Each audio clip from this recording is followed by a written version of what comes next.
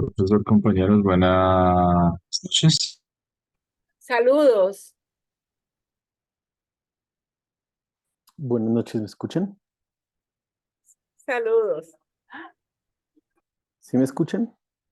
Buenas noches, profe, sí, señor. Buenas noches, compañeros también. Pues Buenas el noches, video profes. tiene como un retraso, pero sí lo escuchamos. Ok, ok. Bueno, esperemos a ver que lleguen todos y comenzamos. Sí, el video está como retrasado.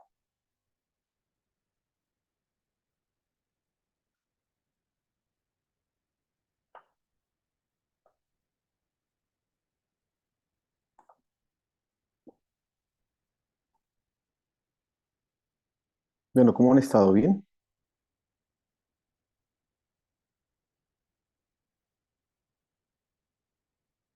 Bueno, me alegra mucho. Vamos a iniciar. Entonces,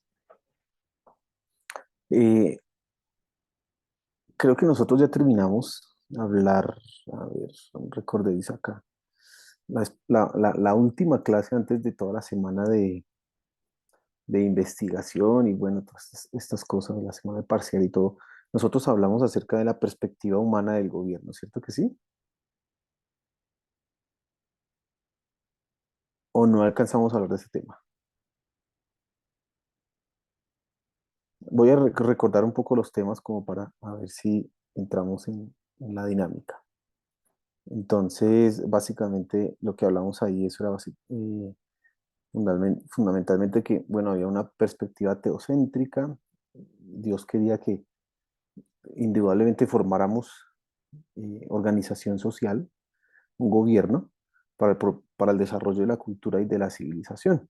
El pecado trastocó ese plan y entonces la Torre de Babel eh, se muestra como el ejemplo claro del gobierno ya en contra del plan de Dios, pero entonces surgen con respecto al gobierno, entonces el pecado viene a colocar al gobierno humano en contra del creador, en contra de los demás hombres, por eso surgen las monarquías, las tiranías. ¿Sí habíamos hablado de eso o no?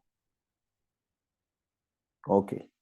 Bien, entonces vamos a entrar con los dos últimos temas de esta materia y el penúltimo tema se llama familia y sociedad.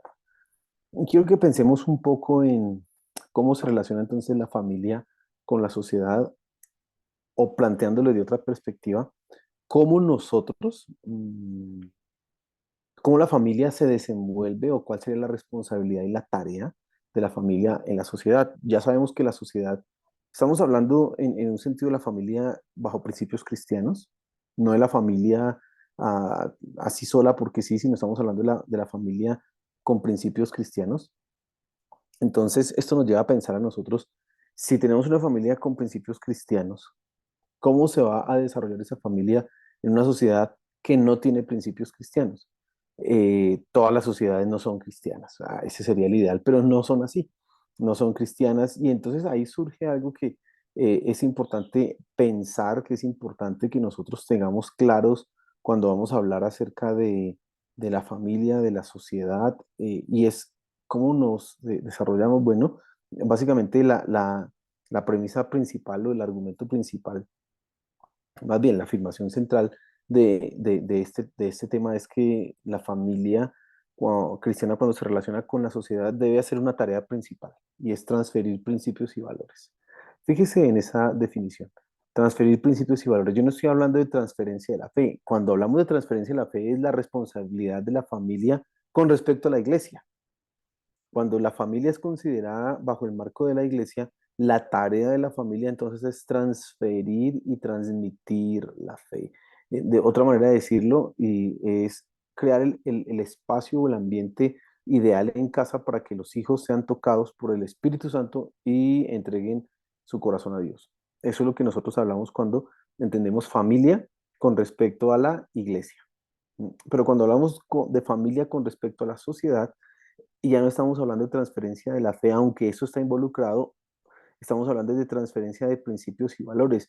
¿Y cuál es la diferencia entre transferencia de la fe y transferencia de principios y valores? Pues es una cosa, primero, más semántica, más a un asunto más, digámoslo, gramatical, que de fondo, en esencia son la misma cosa. Lo que pasa es que es importante hacer la distinción por el desenvolvimiento que se va a dar en la sociedad o que va a tener la sociedad, la familia. Entonces habría que pensar qué son los principios y qué son los valores. No vamos a dar una definición aquí muy exhaustiva de eso, pero básicamente los principios son como esos fundamentos generales, bueno, digámoslo así, que son fundamentos generales, sí, que tiene el ser humano como verdades que todos asumen, y los valores ya son la expresión de esos principios, pero de manera personal y de manera particular. Ahora, cuando yo estoy hablando de la familia cristiana, los principios y los valores no son los que el hombre ha determinado como principios, los valores no son los que la persona puede determinar por sí misma como valores, sino que son precisamente los que la palabra de Dios establece como principios y valores. Y en ese sentido es que transferencia de la fe y transferencia de principios y valores viene siendo lo mismo. Porque recuerda que en esta clase hemos establecido que la fe o el evangelio no solamente es el mensaje que habla de Cristo, de nuestro Señor Jesús, de su encarnación, de su muerte y su resurrección, digamos que ese es el fundamento, sino que estamos hablando de todo un marco que abarca como centro a nuestro Señor Jesús.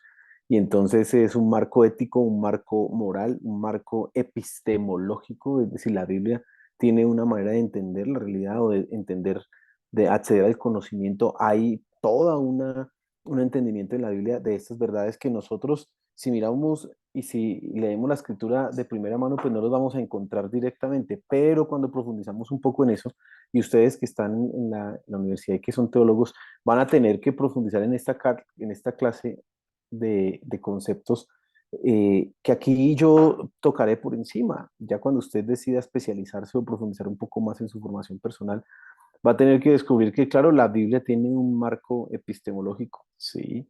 La Biblia tiene un proceso de descubrir las cosas. La Biblia habla de verdades que implican a la persona, no solamente en el marco de la salvación soteriológico, sino en todos los marcos, en todos los ámbitos de su vida. En ese sentido, entonces, nuestra definición de evangelio debe ser debe ser más amplia y no tan cerrada solamente a la definición de Cristo murió por nuestros pecados. No, no, no. A las 4 leyes espirituales nos debemos ampliar eso. Si es verdad, las 4 leyes espirituales son fundamentales y eso nos enmarca a nosotros en el evangelio, pero debemos ir un poco más adelante a ampliar eso. Y entonces, cuando venimos a pensar en la familia al interior de una sociedad, que ya quedamos en conclusión antes de, no, en las últimas clases, y es que la sociedad humana, pues es el resultado de todo del devenir de todos estos siglos, de todos estos años, pero ese resultado no es el resultado conforme a la voluntad de Dios según su propósito en Génesis 1 y 2, sino que es el resultado precisamente del pecado, una manifestación del pecado en este mundo, y entonces por eso es que las sociedades cada vez se están degradando más, cada vez nosotros encontramos gobiernos que y en lugar de ser benefactores del pueblo, usufructúan, se aprovechan del pueblo, etcétera. Bueno, vamos a encontrar muchos defectos. ¿Y cómo es que entonces que la familia se desenvuelve ahí? Ahí es donde encontramos precisamente el concepto que les estoy diciendo de transferencia, o más bien la frase, transferencia de principios y valores. ¿Cuáles valores? Los de la fe, los de el evangelio. Entonces, hay algo que tenemos que tener muy claro y es que el primer educador del individuo es la familia.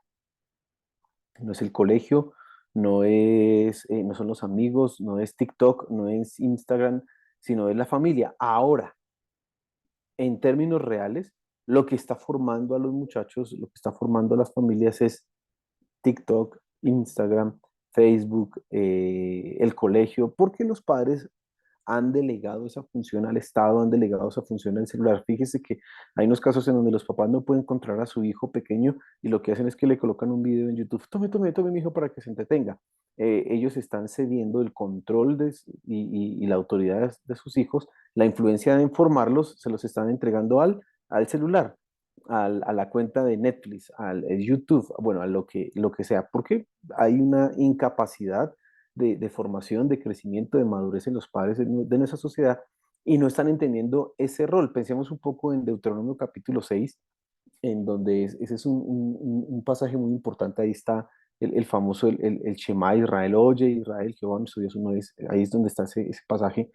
Pero luego Moisés, Dios mismo, encarga de que quiénes son los que tienen que transmitir esa verdad a los hijos, los padres.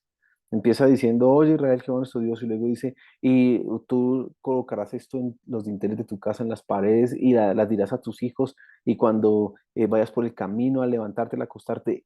Hay una responsabilidad en la Biblia que se le otorga a la familia, a los padres, como los primeros educadores del individuo. Ahora, el individuo, hay una responsabilidad de papá y mamá en formar a sus hijos, pero también hay una responsabilidad sacerdotal. El padre es el que debe formar finalmente a toda su casa. El padre es el que tiene esa responsabilidad, por eso se habla de un entendimiento sacerdotal, de que tiene el padre en compañía y en ayuda fundamental de su esposa. Entonces, este entendimiento nos va a nosotros a ayudar a comprender que el entorno de desarrollo del individuo indudablemente influirá en la manera en que éste interpreta el mundo. Es decir, lo que una familia transmite a sus integrantes son los principios y valores. ¿Y cuáles son los valores que se están transmitiendo? Esa es la pregunta clave acá. Eh, si el entorno familiar, si lo que hay en casa no es lo que debiera ser, las interpretaciones que hagan los individuos del mundo, de la realidad, serán defectuosas. Voy a explicar un poco esto como para que lo tengan claro, porque esto es muy importante frente a la aplicación de todo lo que hemos venido hablando. Si el entorno de la familia, si la casa, el hogar, no tiene las verdades bíblicas bien establecidas, si papá y mamá no conocen el evangelio realmente, si no lo aplican como deben aplicarlo, si no lo viven como deben vivirlo, si en sus conversaciones el evangelio no es lo primero, sino lo último, si en realidad están formando, aunque se digan cristianos, están formando es a partir de conceptos e ideas seculares, eso va a influir indudablemente en el individuo que se está formando, en los hijos. ¿Qué pasará a largo plazo? Que esos hijos entonces van a crecer con digamos así, un problema, permítanme usar esa palabra, interpretativo epistemológico para entender el mundo. ¿Por qué? Porque ellos no lo están entendiendo conforme a la palabra de Dios, sino con una mezcla, que eso es el secularismo, o bueno, el sincretismo, es decir, una mezcla supuestamente cristiana, pero que no es realmente cristiana, que es más secular, que es mundana. Y entonces, ¿cómo va a interpretar el muchacho su realidad, las circunstancias que se le presentan en el colegio? ¿Cómo va a interpretar eso? Pues a partir de esa mezcla, entonces va a interpretar con una mezcla y finalmente va a parecerse más al mundo que a la palabra de Dios. Fíjese en un ejemplo práctico, los hijos de los cristianos. Cuando usted ve muchos hijos de los cristianos, usted va a encontrar muchos defectos de esa clase, de ese tipo. ¿En qué están? Claro, yo estoy hablando acá no del aspecto del nuevo nacimiento, porque eso le corresponde netamente a quien, a nuestro Dios. Eso le corresponde netamente a Él. Nosotros no podemos hacer absolutamente nada. Es el Espíritu Santo el que toma esa gracia de salvar a una persona, etcétera. Pero cuando hay una formación en casa correcta y correspondiente, las interpretaciones que el individuo haga de su realidad serán acordes a esa influencia que ha recibido en el hogar, a esos principios y a esos valores. Pero cuando no, entonces lo que sucede es todo lo contrario. Y vuelvo a donde estaba. Los hijos de muchos creyentes. Usted ve sus padres, entonces son, ejemplares, parece que sirven en la iglesia, parece que va todo bien, mientras los muchachos están pequeños, están en la iglesia, están en la escuela dominical, hacen las cosas, usted los ve, niños tan lindos, participan en la alabanza, están ahí involucrados en las diferentes cosas en la iglesia, pero apenas llega la adolescencia, como que se fueron para el mundo y dice, ¿qué pasó con este muchacho? ¿Qué sucedió? De repente el muchacho que estaba en la iglesia infantil diciendo los versículos y se sabía la historia de David y Goliat, ahora va a empezar a repetir una cantidad de cosas que no son lo que se le ha enseñado en la iglesia. ¿Y por qué él está ahora repitiendo esa clase de cosas? Bueno, el entorno que ahora él empieza a descubrir alrededor, el mundo, el nivel de información, el celular que ahora los papás le dan porque cumple 12 años, entonces toma tu celular para comunicarme contigo, etcétera. Ahora ese nivel de información lo está abrumando y él no tiene los fundamentos claros para poder responder ante esa a ese bombardeo de información. Como resultado, como no ha tenido la influencia correcta ni de principios ni de valores en su casa, entonces él va a resultar asumiendo los principios y valores seculares porque realmente hay una propaganda, una campaña de mercadeo y el mismo pecado del hombre hace que sean más atractivos. Y entonces vamos a tener hijos de creyentes que resultan apartándose de la iglesia, que resultan yéndose de la iglesia. Eso es una historia que se repite constante y constantemente. Es lamentable, pero yo, con los muchachos que yo jugaba en la escuela dominical, hoy día son contados con los dedos de la mano los que siguen en la iglesia. Y así sucesivamente en las diferentes generaciones. Lo he visto yo mismo con hasta incluso con hijos de pastores que uno dice debían crecer y estar, uy, ¿qué pasó con este muchacho? ¿Qué le sucedió? ¿Y dónde está? Porque no hay el entorno de fundamentación clara en la casa. Esto es nuevo nacimiento. No, no, no, no, no. Es que en la casa deben haber unos principios y unos valores claros que se enseñen y que se transmitan. Ahora, lo que una familia transmite a sus integrantes, entonces son principios y valores cuando estoy hablando de sociedad. ¿De dónde salen esos principios y esos valores? Entonces quiero que veamos un pequeño video y luego voy a profundizar en eso. Préstele mucha atención, por favor, a ese pequeño videito que quiero que vean acá. Bien, son solo 3 minuticos, básicamente.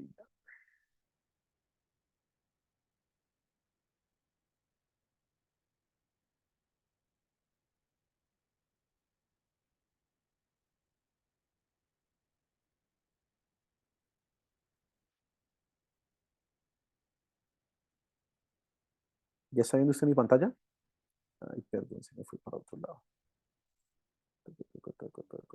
Espera un momentico, yo cierro esto, le apunto esto acá. Ahora sí.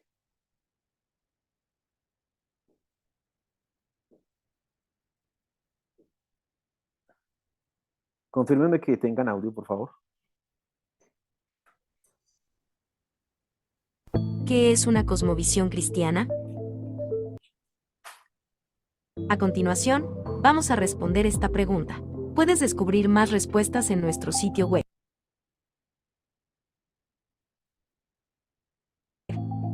Una cosmovisión se refiere a una concepción general del mundo desde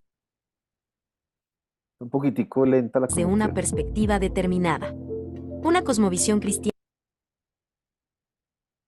es entonces una concepción comprensiva del mundo desde la perspectiva cristiana. La cosmovisión de un individuo en su concepto Perdón, la batería le vuelvo a colocar para que lo puedan ver bien, porque es que eso así va.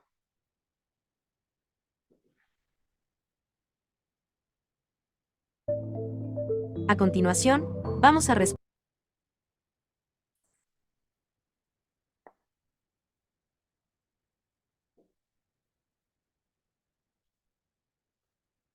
esta pregunta.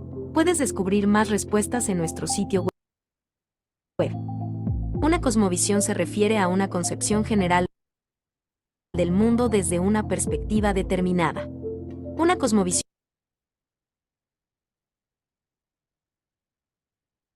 cristiana es entonces una concepción comprensiva del mundo desde la perspectiva cristiana. La cosmovisión de un individuo en su concepto global es una armonía de todas sus creencias acerca del mundo. Es su manera de entender la realidad. La cosmovisión que alguien tenga es la base para la toma de decisiones diarias, y por lo tanto, resulta extremadamente importante.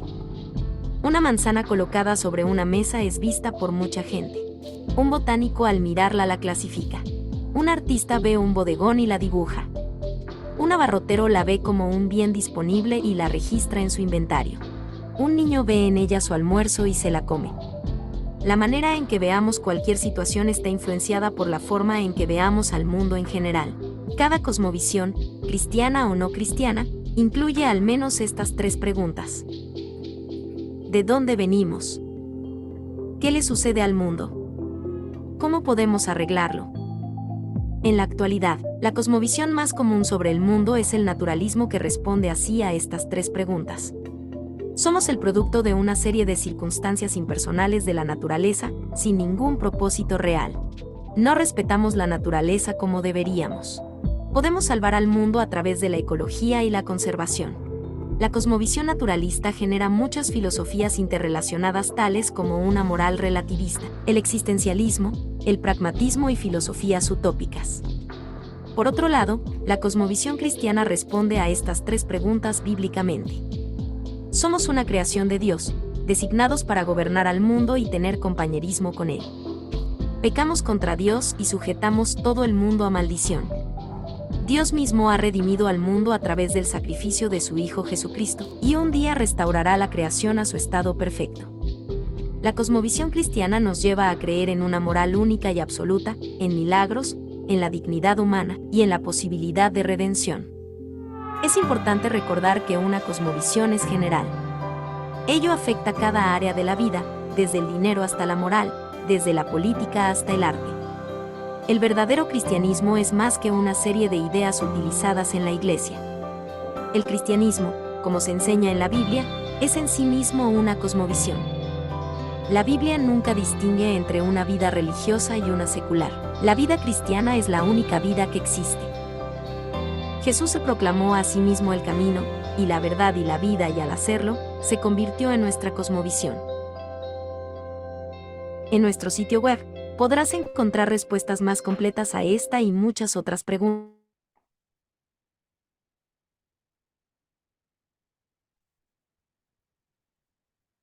Bien, quería colocarles como ese pequeño videito que pudiéramos como definir y entender qué es una cosmovisión. Bueno, de ahí es donde surgen nuestros principios y valores. Por lo tanto, como estamos hablando de una cosmovisión cristiana, no es una cosmovisión naturalista como la que vieron ahí. Esa cosmovisión naturalista pues, precisamente es la que rodea todo nuestro entorno educativo. Como ustedes están en una universidad con principios y valores cristianos, ustedes no escuchan ese estándar, de esa cosmovisión en la mayoría, bueno, es ser en todos sus profesores, no van a escuchar ustedes esa cosmovisión naturalista. Ustedes van a escuchar una cosmovisión, como se dice, como lo vimos ahí, cristiana. Pero si usted hubiera estudiado en una universidad secular, usted encontraría la cosmovisión naturalista pululando en todo lugar. Hay algunas cosas importantes que pensemos frente a esto. Bueno, ¿de dónde surge ese término de cosmovisión? Esa es una palabra alemana que traducida para nosotros es cosmovisión, y la etimología de esa palabra básicamente, cosmos es organización, es el término que usamos para hablar del cosmos, del universo, pero ¿por qué se utilizó esa palabra? Porque hay una organización ahí, y es la misma palabra cosmos de organización que se utiliza para la palabra cosmético. ¿Sí? Entonces un cosmético se supone que viene a traer orden y organización, ese es un cosmético. ¿Sí? Entonces cosmo viene aquí de una organización, y visión viene de una palabra latina que ya habla de visión, de ver. Por lo tanto, la cosmovisión desde un entendimiento etimológico de la palabra es cómo yo veo la organización del mundo, o más bien, cómo organizo yo el mundo, qué visión tengo yo del mundo. Entonces, la cosmovisión precisamente tiene, como decía el video, implicaciones éticas y morales. ¿Por qué? Porque la cosmovisión es la que me permite a mí interpretar lo que sucede a mi alrededor. Todas las personas tienen una cosmovisión. No hay una persona que no tenga una cosmovisión. Puede que filosófica o teológicamente no haya pensado en esa palabra, o quizás en una cosmovisión, o quizás nunca haya escuchado la palabra, pero todos tenemos una cosmovisión. Digamos, la cosmovisión grande a nivel filosófico se llama naturalista, pero usted va a encontrar una cosmovisión que es conforme a la cultura. ¿De dónde salen esas cosmovisiones? ¿De cómo se forman esas cosmovisiones? Se forman por lo que recibimos en nuestra casa, por el entorno social y cultural en donde nos desenvolvemos, por lo que aprendemos, por lo que creemos, por lo que escuchamos. Entonces, todo esto va formando nuestra cosmovisión, de tal manera que nuestras acciones están determinadas por la forma en que vemos el mundo. Cada circunstancia que se presenta en el mundo, nosotros lo vamos a interpretar y vamos a dar una respuesta conforme a lo que creemos del mundo, cómo percibimos el mundo, cómo lo entendemos. Alguien decía claramente, nosotros no vemos el mundo como realmente es, sino como nosotros lo interpretamos que sea, es decir, lo vemos como nosotros somos. Y es importante tener esta claridad, porque uno, no es que neguemos que se pueda conocer la verdad. Algunos entonces con eso van a llegar a dudar de una posibilidad del conocimiento, de conocer una verdad. No, nosotros no negamos eso de ninguna manera, pero sí reconocemos que hay un punto bastante subjetivo y altamente subjetivo realmente cuando nosotros hablamos de interpretar la realidad, de interpretar el mundo. Esto es importante que ustedes lo tengan claro, porque precisamente las decisiones que toma una persona se pueden explicar precisamente de su cosmovisión. ¿Y sabe que la Biblia hace eso? La Biblia cuando nos dice, por ejemplo, el Señor Jesús dice, de la abundancia del corazón habla la boca. ¿Mm? ¿Recuerdan lo que pasa ahí? Están los fariseos preocupados porque ellos comen sin lavarse las manos. El Señor Jesús dice, venga, no es lo que entra al cuerpo lo que lo contamina, sino lo que sale del corazón, porque del interior salen los adulterios, las fornicaciones, los engaños, los homicidios, etc. Ahora, traigamos ese pasaje a lo que estamos hablando acá y tratemos de entenderlo. Lo que hay en el corazón, que está bastante permeado por el pecado, por la condición pecaminosa del hombre, también tiene consigo mismo y trae consigo mismo una interpretación del mundo a partir de ese pecado. Ese pecado le hace entender el mundo de una manera, ese pecado le hace tomar decisiones, ese pecado le hace manejar sus emociones de una forma, ese pecado le hace tener ciertos deseos, ciertas ambiciones, y de esa manera es que él entonces va a hablar. Por eso dice, de la abundancia del corazón habla la boca. De ahí es donde sale todo, no está en lo externo, sino está aquí, en lo interno. Eso se ha reconocido ya ahorita últimamente. Bueno, las categorías seculares nunca reconocerán la maldad ni la pecaminosidad del hombre. En la modernidad se hablaba que el hombre era una tabula rasa, es decir, una tabla blanca, en donde la sociedad era la que imprimía lo que finalmente se iba a convertir. Entonces, si alguien salía malo, ¿era culpa de quién? De la sociedad. Por lo tanto, teníamos que mejorar la sociedad para que el individuo fuera bueno. Si nosotros tenemos una buena sociedad, el individuo va a ser bueno. Nosotros no caemos en ese extremo, sino que entendemos, pero el individuo en sí mismo trae una marca y una mancha de pecado que lo hace responder de manera pecaminosa, pero el entorno claro que favorece que esto sea mucho más grande o menos grande. Por eso estamos hablando de transmitir principios y valores, pero no negamos precisamente esa realidad que tienen las personas. Entonces, las personas van a responder a las diferentes circunstancias que se les presenten, a las diferentes situaciones que se les den en el mundo con respecto a cómo creen ellos que son el mundo. Y esas cosmovisiones van a abarcar absolutamente esa cosmovisión va a abarcar absolutamente todas las áreas de la vida. Ahora, el video nos lleva a pensar en una cosmovisión cristiana, ¿no? Y entonces definía básicamente, él habla de tres preguntas: ¿de dónde venimos? Ese es el origen, que nos da sentido. La otra es la pregunta sobre el mal. ¿Por qué el mundo está como está? ¿Por qué hay sufrimiento? ¿Sí? ¿Por qué estamos como estamos? La tercera es cómo lo arreglamos. ¿Sí? La tercera pregunta es cómo lo arreglamos. Habría una pregunta adicional que yo le agregaría a esa cosmovisión, y es: ¿y para dónde vamos? Alguien podría meter esa misma pregunta en el origen. De dónde venimos y para dónde vamos? Uno podría esquematizar ahí. Yo la coloco al final, el inicio al inicio y el final al final, las coloco de esa manera, como el propósito. Una pregunta de sentido: ¿para dónde voy? ¿Mi vida qué significa? ¿Esto es lo único que hay? Básicamente, una cosmovisión tiene que responder a esas preguntas. Mire lo que dice Romanos 12, un versículo muy conocido. Dice: no os conforméis a este siglo, sino transformaos por medio de la renovación de vuestro entendimiento, para que comprobéis cuál sea la buena voluntad de Dios, agradable y perfecta. Romanos 12:2. Cuando Pablo está hablando en este versículo, él está hablando precisamente de una cosmovisión. Esa palabra siglo, que usted entiende, que lea y dice: no os conforméis a este siglo, a esta época, a este movimiento. No está hablando del siglo I después de Cristo. Él no está hablando de una época en particular, sino que está hablando de la cosmovisión que rodea precisamente el mundo, de la cual el cristiano necesita salirse de ahí, necesita no conformarse. Básicamente, Pablo, y probablemente este versículo es muy importante, al ser la palabra de Dios, se desliga de un contexto único, exclusivo en el siglo I, que nosotros podemos entender el versículo ahí, claro, y entonces tendríamos que hablar del paganismo, de toda esa idea de los sacrificios, de toda esa idea de el sometimiento al emperador, etcétera. Bueno, todas esas cosas que se daban en Roma que hacían parte de la cosmovisión, pero podemos sacar de ahí el pasaje y entenderlo de una manera mucho más amplia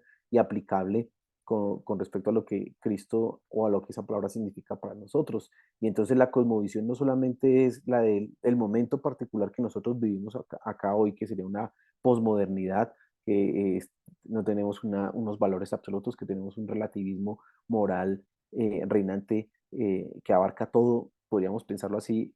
En realidad Pablo, y creo que Dios está refiriéndose siglo al pecado, que el pecado es el que finalmente va a determinar todas las diferentes cosmovisiones que van a marcar y que se alejan de dónde, de Dios.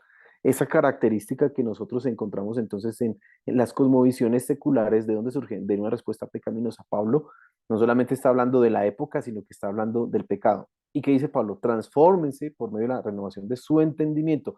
Por lo tanto, la batalla con las cosmovisiones se da donde, a nivel acá, intelectual. Es una batalla de conceptos, es una batalla de ideologías, es una batalla de argumentos, de verdades. Ahora nosotros entendemos que una cosmovisión cristiana solamente se puede asumir cuando una persona nació de nuevo.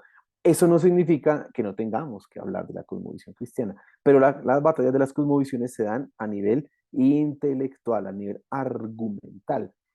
Y entonces el camino que el cristiano tiene que seguir para superar la cosmovisión mundana es renovar su mente insertando la cosmovisión cristiana. Dice renovación de vuestro entendimiento, meter la cosmovisión cristiana.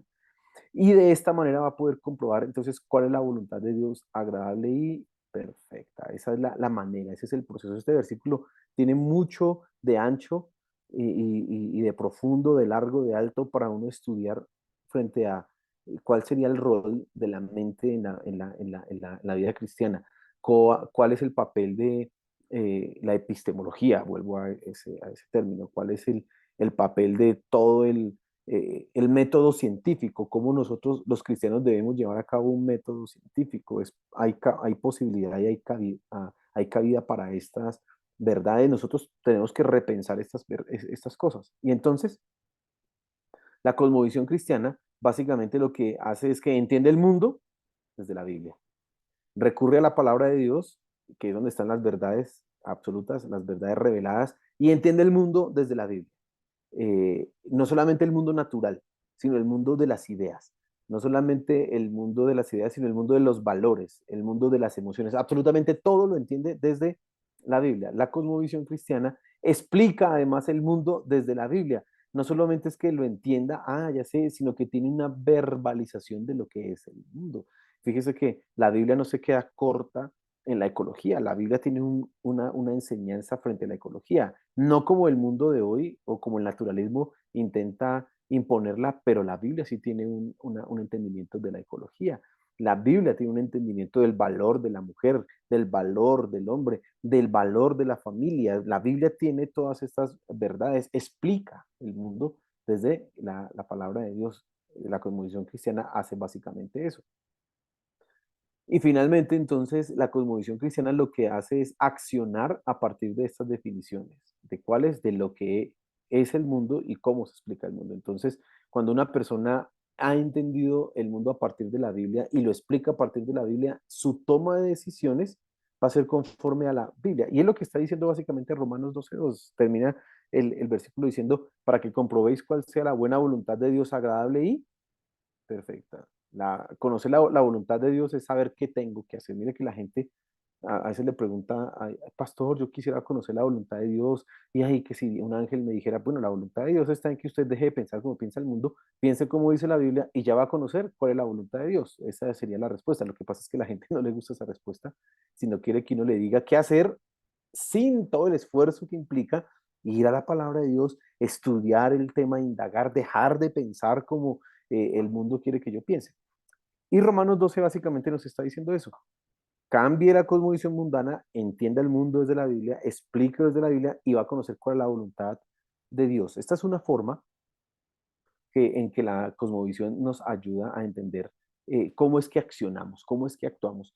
Por eso cuando dice la Biblia en Mateo capítulo 7, por sus frutos los conoceréis. ¿Qué conocemos cuando nosotros vemos los frutos de una persona? Su cosmovisión. Y su cosmovisión a nosotros nos dice si es o no es cristiano, básicamente.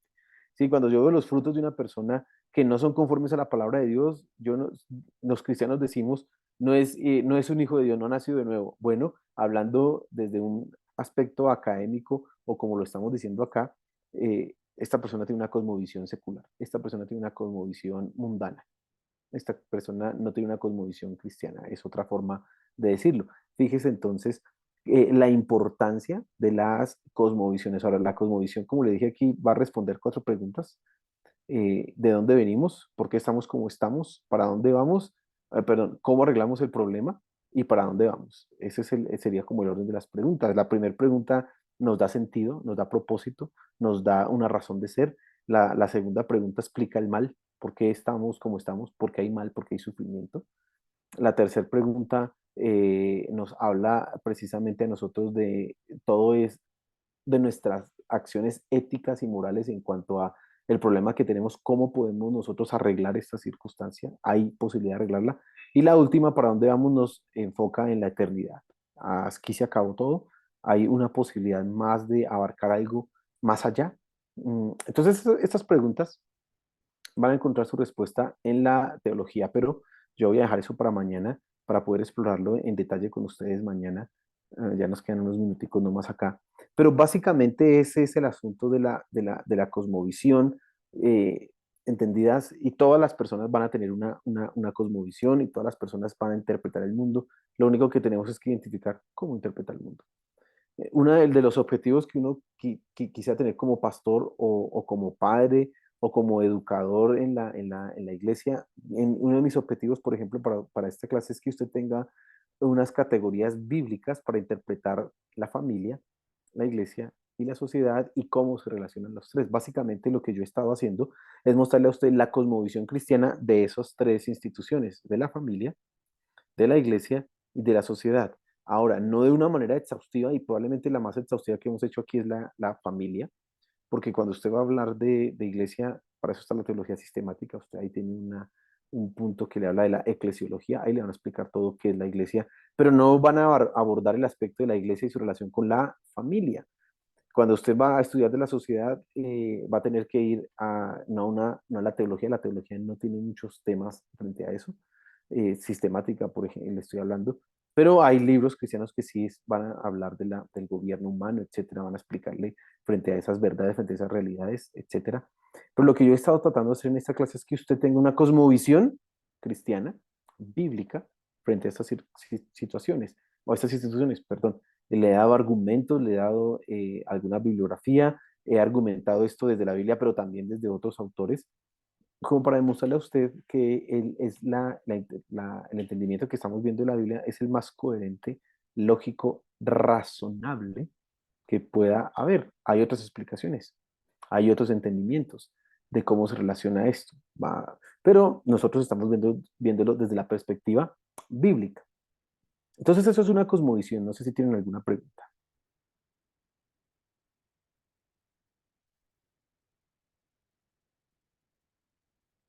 Bien, todo claro. Perfecto. Entonces, Sí, yo señor. los voy a dejar acá para que mañana nos veamos a las 6:20 y vamos a profundizar entonces a tratar de mezclar, más bien no mezclar, sino aterrizar, perdón, todo lo que ustedes han aprendido en otras materias. Ustedes ya tuvieron que haber visto en algún momento teología sistemática, ya tuvieron que haber hablado un poco de teología bíblica. Eh, en ese momento vamos entonces a meter esto para entenderlo cómo eso se aplica a la vida real. Mercedes. No, profe, gracias. Es unos 2 minutos después que se acabe la clase, si tienes algún tiempo, profe. Ah, Gracias, ok, listo, sí, señora. Sí, sí, sí, ok. gracias, profe. No, no hay problema, tranquila. Entonces, quedamos así, mañana vamos a hablar de eso. La idea es que ustedes traten de recordar un poco como lo que han visto de sus teologías, de sus semestres de teología sistemática y todas estas cosas, lo que han leído, porque la idea es aterrizar eso a la vida real, cómo eso se expresa en una cosmovisión. Bueno, entonces los dejo y mañana hablamos. Dios les bendiga. Gracias, profe. Gracias, profe. No, con gusto. Profe, rápidamente quiero preguntar algo, profe, acerca de las tareas. Es que nosotros, bueno, yo ya estoy trabajando del ensayo de pastoreando el corazón de los niños. Es que ya nosotros en esa parte, no sé si es viable, ya hicimos como aportes 2 páginas que ya leímos y es un trabajo que fue en el segundo corte. Si yo Sí. podría trabajar en analizando más, como comentando más ideas y buscando algunas referencias, y si yo podía trabajar con ese tema. Pues claro que sí, a gusto. No hay ningún lío. Lo único es que tiene que empezar a determinar cómo lo va a organizar. Si quiere, Eso. mándenme un borrador de lo que usted está haciendo. Ah, Mándenme bueno, listo, un profe. correo y yo lo voy revisando. ¿Listo? Henry, estoy en la búsqueda de lo que estoy pendiente. No me olvido de usted. ¿Listo? Vale, profe, gracias. No, señor, tranquilo. Bueno, Mercedes, ¿en qué le puedo ayudar? Ah, ok, profe, gracias. Dos cositas rápidamente, profe. No, lo primero era para solicitarte pues, en la medida que se pueda la retroalimentación del parcial, profe. Ah, claro. ¿Del último, del tercero? Sí, sí, pues ya sí, porque el otro pues ya pasó, ya caducó el tiempo. Pero, pero Cuando el, yo no le coloco a su merced alguna retroalimentación es porque la pregunta está bien. Generalmente cuando aparece que está mal y le coloco una corrección, está mal, perdón, le coloco una corrección o cuando hay un punto de la pregunta que debe ser profundizado, entonces sí le coloco la retroalimentación. ¿Me explico? ¿Le apareció alguna o no le apareció ninguna? no, no me apareció ninguna retroalimentación, según eso, entonces, pues la nota no corresponde con la cero retroalimentación, profe. Voy a mirar Entonces, entonces. eso por un lado, profe, y por el otro lado, bueno, también para decirte que te voy a ir mandando entonces algunos lineamientos del trabajo como lo tengo, ¿viste? Listo, listo, Mercedes, no hay lío. Así, Entonces voy a muchas revisar gracias. a ver lo que su merced me dice y claro, claro que sí. Gracias, profe, muy amable. Yo estoy Bueno, bendiciones, Dios les bendiga.